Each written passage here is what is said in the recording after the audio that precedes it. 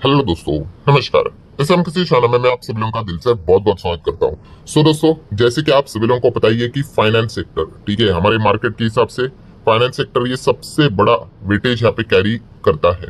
And finance sector से related आपको पता ही है कि इससे रिलेटेड रूल्स रेगुलेशन कौन बनाता है? आरबीआई। यस, आरबीआई जो भी बोलेगा वो फाइनल हम लोग को देखने को यहाँ पे मिल जाता है। और ऐसे ही रूल्स रेगुलेशन के बारे में दोस्तों एक बहुत बड़ी खबर मार्केट में हम लोग को देखने को यहाँ पे मिल चुकी है ऑफिशियली। मतलब देखिए, एक प्रोसेस होता है, कोई भी नया नियम कानून कायदा अगर बनाना होता है तो ऐसा नहीं कि यहाँ पे आज के दिन अनाउंस करेगा आरबीआई कि भाई ये नियम कानून कायदे कल से फॉलो कर लो, ठीक है, बदलाव हो जाएगा। ऐसा नहीं होता है। तो पहले क्या होता है, एक ड्राफ्ट पेपर बनाया जाता है, ठीक है, एंड इसमें कौन सा नया रूल्स एंड रेगुलेशन आने वाले हैं वो सारी चीजें यहाँ पे लिखी जाती है, चार पांच जो भी चीजें होंगी उस हिसाब से।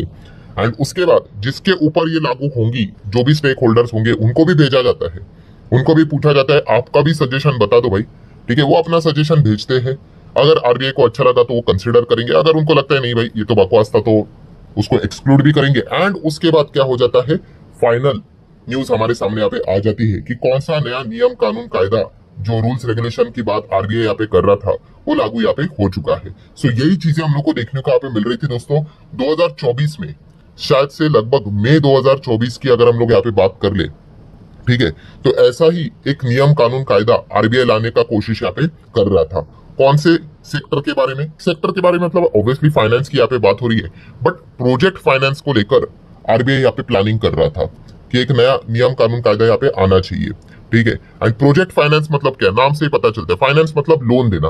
किसको लोन देना? ऐसी कंपनियां भाई जो प्रोजेक्ट्स बनाती, बड़े बड़े प्रोजेक्ट। अभी प्रोजेक्ट मतलब कौन सा?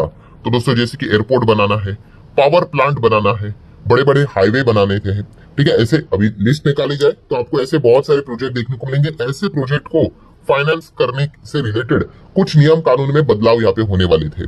और वो कौन सी चीज थी दोस्तों? वो था प्रोविजन।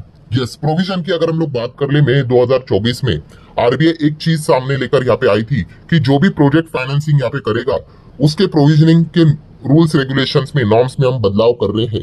एंड पहले क्या बोला गया था दोस्तों कि 5% तक आपको प्रोविजनिंग करनी पड़ेगी, ठीक है, स्टैंडर्ड असेट के हिसाब से।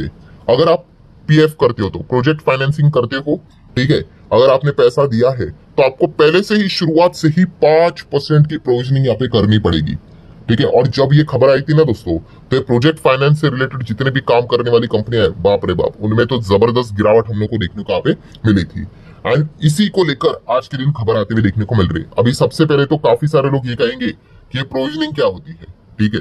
सो डोंट वरी, बहुत ज्यादा टाइम यहाँ पे नहीं लूंगा, एक ही मिनट के अंदर अंदर आपको समझा दूंगा, क्योंकि जो लोग पहली बार देखते हैं उनको तो सिखाना पड़ता है, जिनको मैंने ऑलरेडी सिखाया वह चाहे तो थोड़ा बहुत स्किप करके आगे बढ़ सकते हैं। सो यहाँ पे बात क्या हो रही थी कि प्रोविजनिंग आपको कितनी करनी पड़ेगी? प्रोजेक्ट फाइनेंस अगर आप करते हो तो 5%। बट ये प्रोविजनिंग क्या होती है? प्रोविजनिंग मतलब दोस्तों बहुत ही सिंपल सा है कि आपको एक अमाउंट क्या करनी पड़ेगी, एक परसेंटेज के हिसाब से आपको एक अमाउंट XYZ कितनी भी अमाउंट निकल कर आएगी, ठीक है, वो अमाउंट आपको आपका जो प्रॉफिट रहता है कंपनी का उसमें से माइनस करके बतानी पड़ेगी। अभी आप कॉमन सेंस वाली बात है कि जो भी अमाउंट यहाँ पे प्रॉफिट से माइनस होगी तो क्या होगा भाई, आपका प्रॉफिट गिरेगा, ठीक है। और मतलब क्या है, जितना ज्यादा प्रोविजनिंग उतना ज्यादा आपका प्रॉफिट नीचे नीचे नीचे आएगा। इसलिए मैंने आपको क्या बोला कि जब आरबीआई ने ये ड्राफ्ट गाइडलाइंस लाई थी कि अगर आप प्रोजेक्ट फाइनेंस करते हो तो आपको 5% प्रोविजनिंग करनी पड़ेगी। मतलब क्या है कि आपका प्रॉफिट उतना जबरदस्त तरीके से नीचे गिरेगा, ठीक है।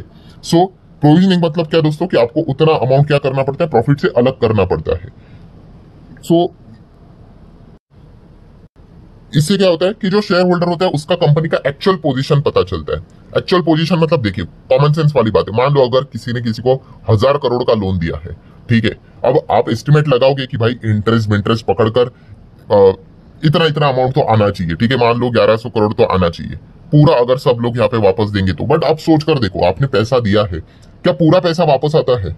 नहीं आता। कोई ना कोई ऐसी कंपनी होगी, कोई ना कोई ऐसा प्रोजेक्ट होगा वो अटक जाएगा, कोई भाग जाएगा, कोई स्कैम होगा, कोई फ्रॉड होगा, ठीक है।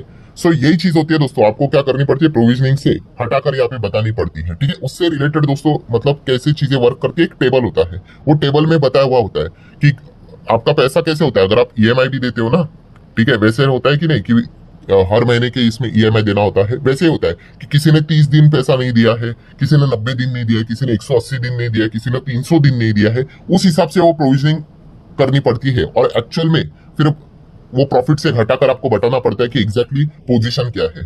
ठीक है, तो फिर बाद में जाके वो बर्डन नहीं आएगा पीएनएल स्टेटमेंट के ऊपर। तो इसी से रिलेटेड ये नियम कानून कायदा देखने को मिलता है और इसी को लेकर अभी फाइनल खबर हमारे सामने आती हुई देखने को मिल गई एंड इसी को लेकर मार्केट में रिएक्शन भी देखने को मिल गया कि अभी इससे रिलेटेड ड्राफ्ट था ना, वो फाइनल न्यूज अभी तक नहीं आई थी, तो फाइनल न्यूज आ गई है। फाइनल न्यूज क्या है, क्या 5% का प्रोविजनिंग लगेगा? तो दोस्तों सवाल का जवाब है NO, नो। आरबीआई ने कहा है 5% नहीं, तो 5% नहीं तो कितना? तो आरबीआई बोला कि चलो 1 से 1.25% तक ही प्रोविजनिंग कर देना, ओनली 1 से 1.25%। ठीक है, मतलब कहां पे वो 5% की बात कर रहे थे और कहां पे अभी फाइनल डिसीजन क्या हो गया, 1 से 1.25% ओनली। मतलब आप अंदाजा लगा सकते कि प्रॉफिट ज्यादा नीचे नहीं आएगा। कॉमन सेंस वाली बात है ना, अगर प्रोविजनिंग यहाँ पे 5% होती तो आपका प्रॉफिट कितना कम यहाँ पे नीचे आता। अब कह रहे 1 से 1.25 ही कर लो, चलो ठीक है, तो प्रॉफिट हम लोगों को ठीक ही देखने को यहाँ पे मिलेगा। ये साफ साफ चीजें हम लोग को देखने को मिल जाती है। वैल्यूएशन भी कंपनी का अच्छा खासा यहाँ पे रहेगा, ये भी चीजें देखने को यहाँ पे मिल जाती है। ठीक है, तो हम कह सकते हैं दोस्तों ये कंपनीज के लिए काफी अच्छी खबर हम लोग को देखने को यहाँ पे मिल गई। तो कंक्लूजन यही है दोस्तों कि जो एक लटकती हुई तलवार थी कि भाई 5% का प्रोविजनिंग करना पड़ेगा अगर आप प्रोजेक्ट फाइनेंस करते हो तो वो लटकती हुई तलवार देखा गया तो केवल कितने रह गए, 1 से 1.25% के आसपास ही हम लोग को ये प्रोविजनिंग देखने को यहाँ पे मिल गई। तो चलो अच्छी बात हम लोग को इन कंपनीज के लिए देखने को यहाँ पे मिल रही है। मतलब कौन कौन सी कंपनी है अभी इसमें, इरेडा आप बोल सकते हो, हुडको जैसी कंपनी बोल सकते हो, पीएफसी बोल सकते हो, आरईसी बोल सकते हो, थोड़ा बहुत आप आईआरएफसी को भी कंसिडर कर सकते हो। ठीक है, ये कंपनी क्या है, ये फाइनेंस ही तो करती है। इन्हीं कंपनीज को हम लोग को बेनिफिट होते हुए देखने को यहाँ पे मिल जाएगा। ठीक है, और जैसे मैंने अभी आप लोगों को यहाँ पे बताया कि अगर ये टाइमलाइन अगर मैं आपके सामने रख दूं, टाइमलाइन में मतलब क्या था कि 2024 के वक्त, ठीक है, मई 2024, आप चाहे तो यहाँ पे लिख सकते हैं। यहाँ पे एक खबर आई थी, क्या खबर आई थी कि 5% प्रोविजनिंग करनी पड़ेगी। आप जाकर देख लेना, जब भी खबर आई थी इन कंपनीज की धज्जियां उड़ी थी, जोरदार गिरावट हुई थी, क्योंकि आपका प्रॉफिट नीचे आएगा, बॉटम लाइन खराब हो जाएगा, अर्निंग्स खराब हो जाएंगे। आपके अर्निंग्स के हिसाब से तो वैल्यूएशन सारी चीजें होती है नॉर्मल केस में। एंड अभी 2025 अभी की बात हो रही है, क्या हो गया यहाँ पे 5% नहीं भाई, 1 से 1.25% ही कर लो, चलो ठीक है। सो आप देख सकते हो ये जो स्टॉक अभी आप लोगों ने नाम लिए मैंने जो, वो हम लोग को भागते हुए देखने को मिल गए इसी चीज के चलते कि चलो भाई प्रॉफिट यहाँ पे ज्यादा गिरेगा नहीं। इसीलिए आप अगर अलग अलग आर्टिकल्स रीड करोगे तो अभी आपको ये समझ में आएगा कि जो मैंने चीजें बोली है आप उन आर्टिकल्स को रीड भी कर पाओगे। क्या लिखा है, softer RBI project finance norms, norms मतलब वही रूल्स एंड रेगुलेशन, कानून कायदे, ऑफर रिलीफ राहत किसको दिए, टू लेंडर, लेंडर मतलब पैसे देने वाले, IREDA, PFC, REC and other. ये क्यों हम लोग को भागते हुए देखने को मिल गया, क्योंकि आरबीआई सॉफ्ट हो गया भाई प्रोजेक्ट फाइनेंस के रूल्स रेगुलेशन को लेकर। अगर आज के दिन अगर ये खबर ऐसी निकल कर आती कि 5% भाई, तो इनकी धज्जियां उड़ जाती। ठीक है, इसलिए आप देख सकते हैं, देखिए अलग अलग आर्टिकल्स में आपको ये देखने को मिलेगी कुछ शेयर 6% तक भी भागे हैं। ठीक है, तो ये 20 जून फ्राइडे का दिन इन सभी कंपनीज के लिए क्यों अच्छा रहा, क्योंकि after the RBI finalize the new project finance guidelines and वहां पे 5% नहीं, आप देख सकते हैं, ये देखिए। ठीक है, asking lender to maintain general provision 1.25% only. अब ये प्रोजेक्ट टू प्रोजेक्ट अलग अलग प्रोविजनिंग करनी पड़ेगी। कितना, अगर सीआरई है, सीआरई बोले तो कमर्शियल रियल इस्टेट, इसके ऊपर आपको केवल 1.25% ही करना पड़ेगा। चलो अगर आप कमर्शियल रियल इस्टेट करते हो बट वो रेसिडेंशियल है हाउसिंग, तो और कम कर लो, 1%, केवल 1% ही कर लो। ठीक है, सो ये चीजें फिलहाल तो उन्होंने यहाँ पे बताई है। देन बैंक्स को बताया दोस्तों, bank shall have to maintain 1% general provision, किसके ऊपर, कमर्शियल रियल इस्टेट प्रोजेक्ट। ठीक है, एंड ऑपरेशनल फेज के हिसाब से अगर हम लोग बात करें तो, एंड रेसिडेंशियल की बात करें तो 0.75 एंड बाकी अदर में 0.40। मतलब बैंक के लिए कुछ तो ज्यादा कुछ बदला नहीं, बैंक के लिए तो सेम ही रहा है। एंड जो बाकी एनबीएफसी हम लोग को देखने को यहाँ पे मिल जाती है, उनके लिए तो हम कह सकते हैं 5% की बातें हो रही थी, 1.25% पे सारी चीजें नॉर्मलाइज हो गई। आप देख सकते हैं कि सारी चीजें आर्टिकल में लिखी हुई है। मई 2024 में प्रपोजल आया था, सजेस्ट किया था, ये देखो 5% स्टैंडर्ड एसेट के ऊपर प्रोविजनिंग मार दो। ठीक है, अंडर कंस्ट्रक्शन प्रोजेक्ट को लेकर। एंड अगर ऐसा होता तो धपाक करके इनका प्रॉफिट यहाँ पे गिर जाता। और ये जब खबर आई थी मई में ही, तभी ये कंपनियां गिरी थी, बट आज के दिन उल्टा हो गया, कोई दिक्कत की बात नहीं। ये देखिए, ये टेबल है दोस्तों, इसमें आप देख रहे हो यहाँ पे क्या लिखा है, ये स्टैंडर्ड एसेट है। स्टैंडर्ड एसेट मतलब क्या, अभी तक एनपीए बने नहीं है, आप लोन देते ही क्या करना है आपको, जितना आपने लोन दिया उसका परसेंटेज लिखा हुआ रहता है। देखिए, अगर आप एसएमई एग्री को लोन देते हो, जैसे लोन देंगे 0.25% आपको जितना भी लोन का है उतना आपको प्रॉफिट से घटाना है एज अ प्रोविजन। अगर आप यहाँ पे ये देखिए commercial real estate but residential sector को देते हो तो 0.75 था। अगर आप यहाँ पे सीआरई कमर्शियल रियल इस्टेट को देते हो तो और ज्यादा 1% आपको, जितना लोन दिया उसका 1% निकालो, किनारे कर दो भाई, पहले से माइनस कर दो प्रॉफिट से, एंड अदर में 0.40। सो अभी यहाँ पे क्या हुआ है, बैंक्स के लिए तो भाई सेम ही रखा है, बैंक के लिए 0.75, 0.40 कुछ चेंज नहीं, बट वहीं पे एनबीएफसी अदर देन बैंक्स को यहाँ पे क्या कर दिया दोस्तों, तो यहाँ पे 0.75 के बदले यहाँ पे बोल दिया 1 कर दो, और 1 के बदले कितना 1.25 बोल दिया है। ठीक है, मतलब 0.25 एडिशन कर दिया है प्रीवियस के हिसाब से।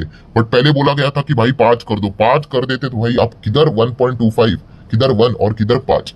ठीक है, तो इसीलिए दोस्तों ये कमाल की खबर हम लोग को देखने को मिल गई, एंड फाइनेंस सेक्टर में हम लोग को तेजी देखने को मिला। एंड अगर आप थोड़ा सा लॉजिक लगा लो दोस्तों, ब्रेन का इस्तेमाल कर लो, तो आज के दिन जो है तेजी भी देखने को मिले ना, इसमें इस खबर का भी बहुत बड़ा योगदान है, हम इसको डिनाई नहीं कर सकते, क्योंकि जो निफ्टी 50 है उसमें फाइनेंस सेक्टर का ही बड़ा योगदान होता है। इसलिए आप बैंक निफ्टी देख सकते हो, निफ्टी फाइनेंशियल सर्विसेज देख सकते हो, सरकारी बैंक देख सकते हो, प्राइवेट बैंक देख सकते हो, इनके इंडेक्सेस हम लोग को सबसे ज्यादा भागते हुए देखने को मिल गए। एंड इसी का रीजन भी है दोस्तों, नो डाउट वॉर से रिलेटेड वो चीजें है ही, ट्रंप ने तो पोस्टपोन यहाँ पे कर दिया 2 हफ्ते के लिए, प्लस ये जो खबर आरबीआई की ओर से देखने को मिली, इन दोनों का मिश्रण होकर आज के दिन हम लोग को अच्छी तेजी देखने को मिली, इस बात को भी नकारा नहीं जा सकता। सो एक कमाल की खबर हम लोग को देखने को मिल गई है। सो आशा करता हूं दोस्तों पूरा टॉपिक मैंने डिटेल में कवर कर लिया, वीडियो इन्फॉर्मेटिव लगा होगा, चाहो तो लाइक एंड शेयर कर सकते हैं। मिलता है अगले वीडियो में, तब तक के लिए बाय बाय।